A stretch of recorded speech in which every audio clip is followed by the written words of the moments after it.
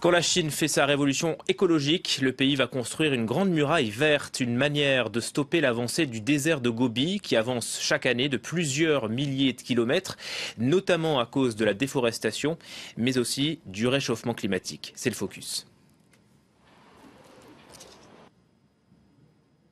Dans le désert de Gobi, le plus grand de Chine, on dit que les dunes chantent.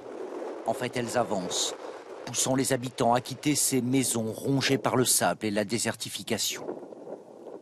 Dans ce village, tout le monde est parti, sauf dans cette maison, Tubu Bartu, 90 ans, et sa femme Toa Chen. Ils sont nés ici et ils y resteront.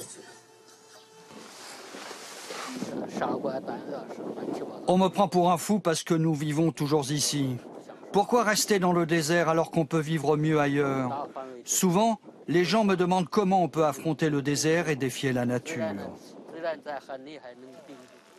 Défier le désert, c'est la mission qu'ils se sont fixée.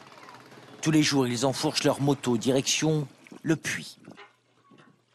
L'eau sert à arroser les arbustes qu'ils ont eux-mêmes plantés depuis 15 ans pour faire barrage contre cet océan de sable. On a fait face à plein de difficultés.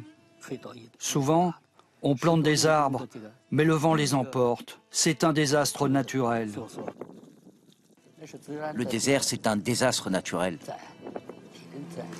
Ce désastre naturel, on l'appelle ici le dragon jaune. Et il porte bien son nom quand il se transforme en monstre de sable. Et frappe régulièrement, jusque dans la capitale, Pékin, étouffant ses habitants. La désertification, le problème écologique numéro 1 en Chine. Le désert grignote 3000 km² tous les ans. En cause, la déforestation.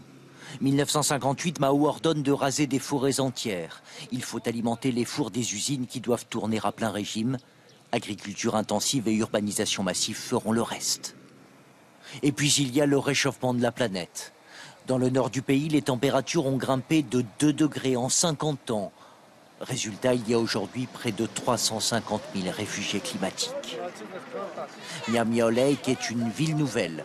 Elle accueille 12 000 réfugiés du désert, pour la plupart des musulmans ruis, venant d'une province qui venait à manquer d'eau.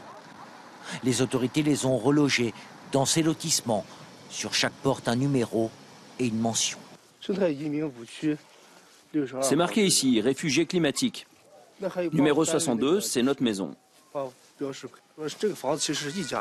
Dans cette maison donnée par les autorités, Ma Tsongxian, 28 ans, vit désormais avec sa mère, sa femme et ses 2 enfants. Dans son village natal, il élevait des brebis. Ici, il n'a pas grand-chose à faire et ne reçoit aucune aide. Tout le monde a pleuré quand on nous a dit de partir du village. Et le gouvernement a réquisitionné nos terres pour planter des arbres. Planter des arbres, reboiser pour ériger une grande muraille verte. 4800 km sur 1500, le long du désert de Gobi. Un projet pharaonique lancé en 1978. 66 milliards d'arbres ont été plantés à ce jour.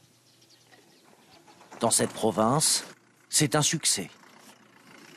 Ces nouvelles forêts d'arbustes ont bien fait rempart et gagnent même sur le désert. Avant, tout ça, c'était du désert. Ça a pris 15 ans pour faire cette oasis. Le dragon jaune se laissera-t-il dompter par le nouveau dragon vert? Les Chinois se sont donnés jusqu'en 2050 pour planter la plus grande forêt artificielle au monde.